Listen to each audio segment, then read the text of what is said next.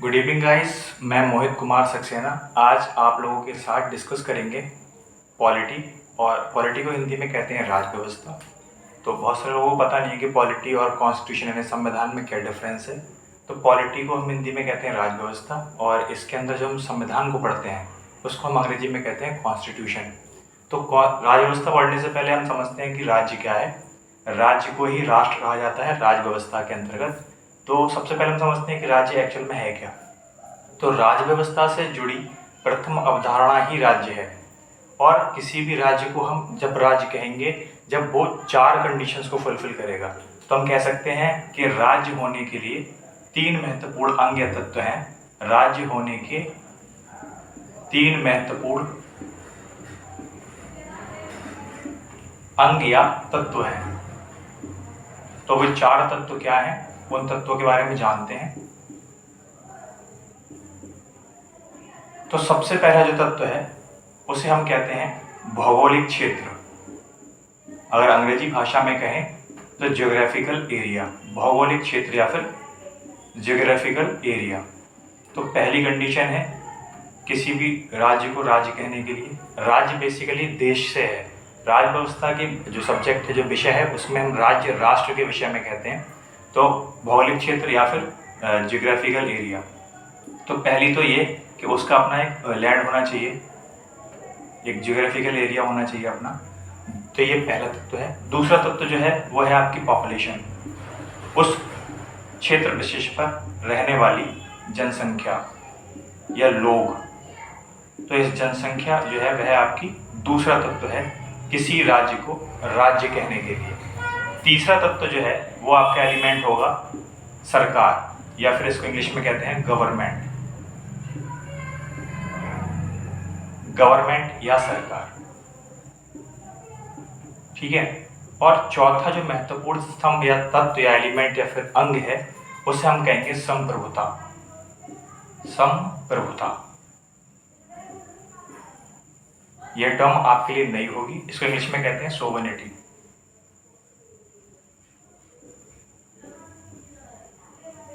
तो हमने जाना कि राज्य व्यवस्था में जो सबसे प्रथम अवधारणा है वही राज्य है। राज्य यानी कि नेशन। और उस नेशन को हम नेशन तब कहेंगे 1947 से भारत भी एक राज्य नहीं था, क्योंकि हमारे पास अपना ज्योग्राफिकल एरिया है, हमारे पास अपना खुद का लैंड था, हमारे पास पॉपुलेशन, उस पर निवास करने वाली जनसंख्या भी थी, और उसके ऊपर उस पर राज करने वाली सरकार भी थी। पर हम संप्रभुत्व नहीं थे। हम खुद के डिसीजन खुद नहीं ले सकते थे, हमें उसके लिए किसी न किसी से परमिशन लेनी होती थी। तो हम संप्रभुत्व नहीं थे। 1947 15 अगस्त 1947 के बाद हमारा देश संप्रभुत्व बन गया, और वह अपने जो भी डिसीजन है वह स्वयं ले सकता था, ये उसके पास अधिकार आ गए। तब हम संप्रभुत्व बने या फिर हम एक देश बने। तो हमने जाना कि राज्य व्यवस्था में सबसे प्रथम अवधारणा राज्य है, और इसके महत्वपूर्ण चार अंग हैं। सॉरी, मैंने यहाँ 3 लिख दिया। 4 महत्वपूर्ण अंग हैं। इसके बाद हम देखेंगे कि जो राज्य व्यवस्था है इसके 3 महत्वपूर्ण अंग और हैं। किसी राज्य को राज्य कहने के लिए तो ये महत्वपूर्ण तत्व हैं, लेकिन किसी राज्य के अंदर जो अंग होते हैं वे 3 अंग होते हैं राज्य व्यवस्था के। वे 3 अंग कौन से हैं? तो राज्य व्यवस्था को ही हम कह सकते हैं शासन व्यवस्था। राज्य व्यवस्था या फिर शासन व्यवस्था एक ही बात है, राज्य व्यवस्था अथवा शासन व्यवस्था। तो राज्य व्यवस्था अथवा शासन व्यवस्था के 3 जो महत्वपूर्ण अंग हैं वह कौन कौन से हैं? तो सबसे पहला होता है आपका व्यवस्थापिका।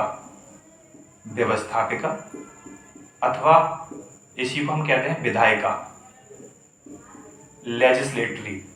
विधायिका अथवा व्यवस्थापिका, इसको कहते हैं लेजिस्लेटरी। लेजिस्लेटरी। उसके बाद जो दूसरा महत्वपूर्ण अंग होता है वह होती है कार्यपालिका। कार्यपालिका, कार्यपालिका अर्थात एग्जीक्यूटिव्स। और तीसरा जो थर्ड वन आपका जो तीसरा अंग है वह आपका है न्यायपालिका। न्यायपालिका, ज्यूडिशरी सिस्टम।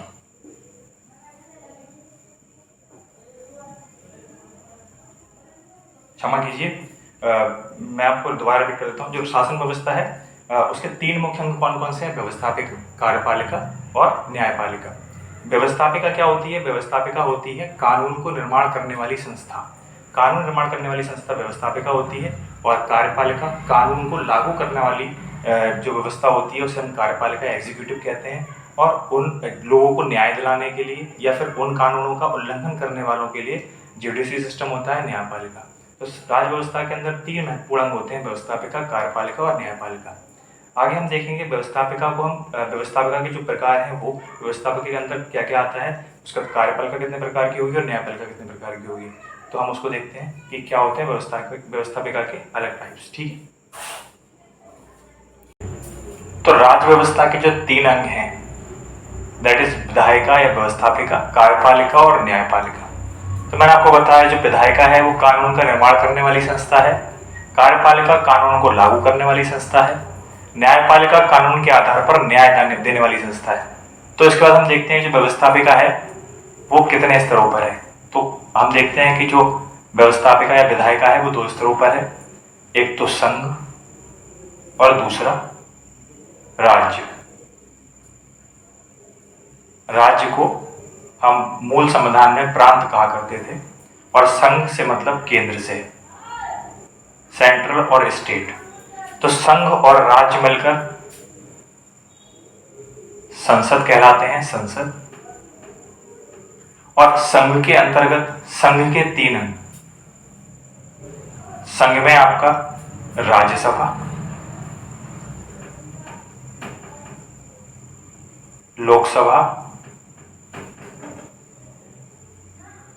और तीसरा मुख्य अंग होता है राष्ट्रपति, प्रेसिडेंट। तो आप समझ पा रहे होंगे संघ के मुख्य 3 अंग होते हैं, राज्यसभा, लोकसभा और राष्ट्रपति। इसी प्रकार राज्य के 3 अंग, दैट इज विधानसभा, इसे विधान परिषद,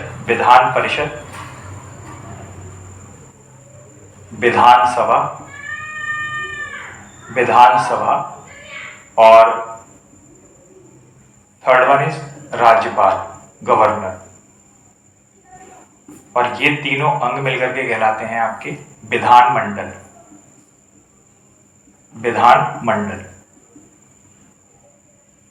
तो हमने देखा जो व्यवस्थापिका या विधायिका है इसके 2 अंग हैं, संघ और राज्य। संघ और राज्य मिलकर संसद कहलाते हैं। संघ के 3 अंग हैं, राज्यसभा, लोकसभा और राष्ट्रपति। इसी प्रकार राज्य के भी 3 अंग हैं, विधान परिषद, विधानसभा और राज्यपाल। और ये तीनों अंग मिलकर के कहलाते हैं विधानमंडल। यानी हम देखें स्टेट लेवल पर ये 3 अंग जो मिलकर के कहलाते हैं विधानमंडल, और सेंट्रल लेवल पर ये 3 अंग जो मिलकर के कहलाते हैं संसद। ठीक है, ये इस तरह से। तो जो राज्यसभा है वह आपका उच्च सदन कहलाता है, उच्च सदन।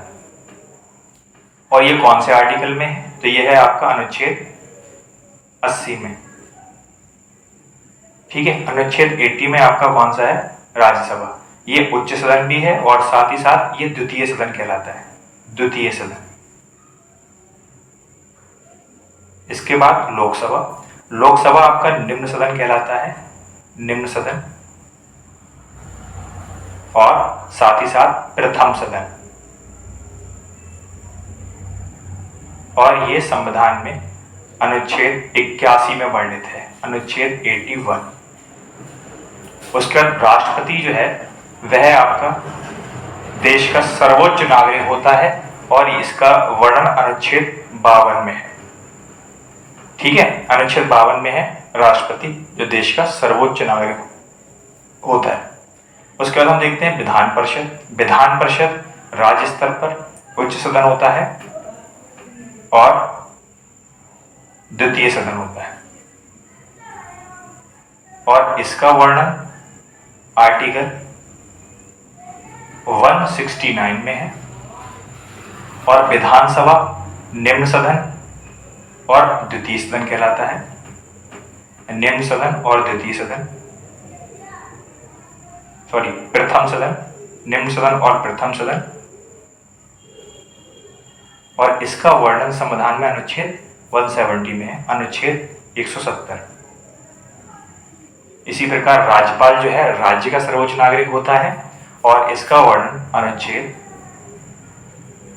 153 में है, 153 में। तो हमने देखा जो व्यवस्थापिका है उसके दो अंग हैं, राज्य और केंद्र।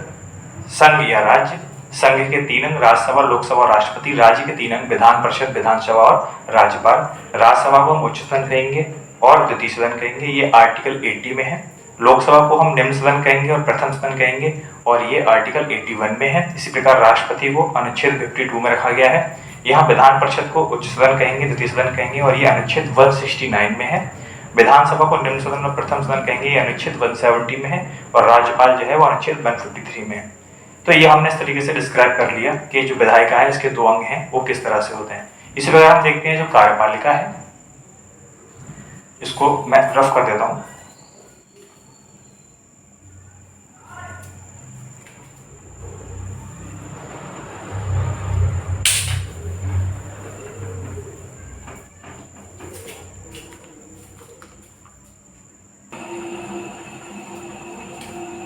अब हम देखेंगे कार्यपालिका। तो जब हम कार्यपालिका को डिवाइड करें, इसको क्लासिफाइड करें, तो हम देखते हैं कि कार्यपालिका 2 स्तरों पर है। एक केंद्रीय कार्यपालिका, केंद्रीय कार्यपालिका, एक स्तर केंद्रीय कार्यपालिका, और जो दूसरा स्तर है वह है आपका प्रांतीय कार्यपालिका, प्रांतीय कार्यपालिका।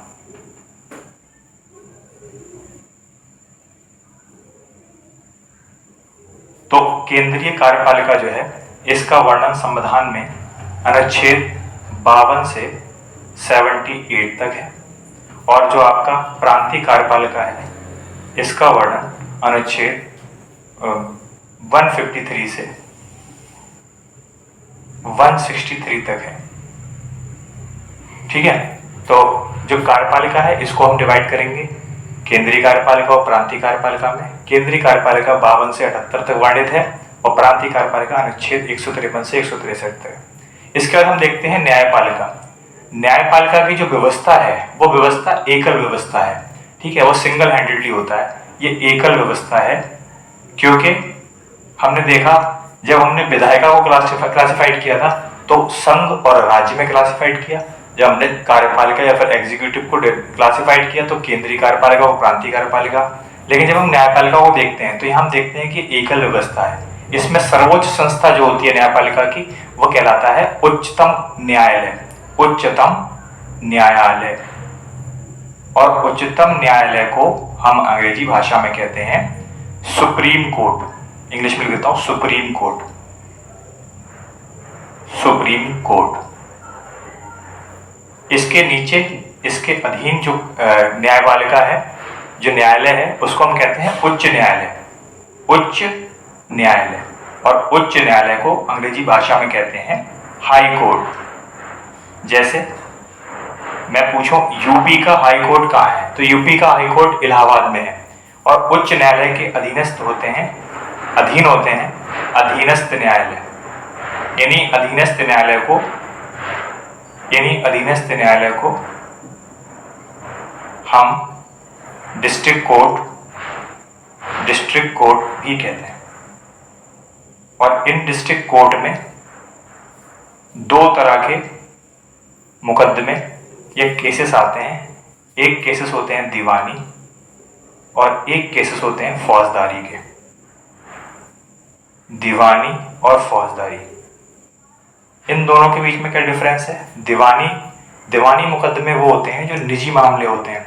2 भाइयों के बीच में विवाद हो गया, 2 किसानों के बीच मेड़ का विवाद हो गया, घर में आपसी कलह हो गया, तो इस तरह के केसेस दीवानी में जाते हैं। और फौजदारी केसेस मर्डर हो गया, रेप हो गया, डकैती हो गई, लूट हो गई, तो ये फौजदारी जो है वो सार्वजनिक तरीके के मुकदमे हैं और दीवानी निजी मुकदमे हैं। तो ये एकल व्यवस्था है। एकल व्यवस्था में सबसे ऊपर उच्चतम न्यायालय सुप्रीम कोर्ट, उसके अंडर हाई कोर्ट, उसके अंडर डिस्ट्रिक्ट कोर्ट या फिर अधीनस्थ न्यायालय। इस प्रकार हमने वर्गीकरण कर लिया कि राज व्यवस्था के अंतर्गत ये 3 अंग आते हैं, विधायिका, कार्यपालिका, न्यायपालिका। हमने विधायिका को देख लिया, हमने कार्यपालिका को देख लिया और हमने न्यायपालिका को देख लिया।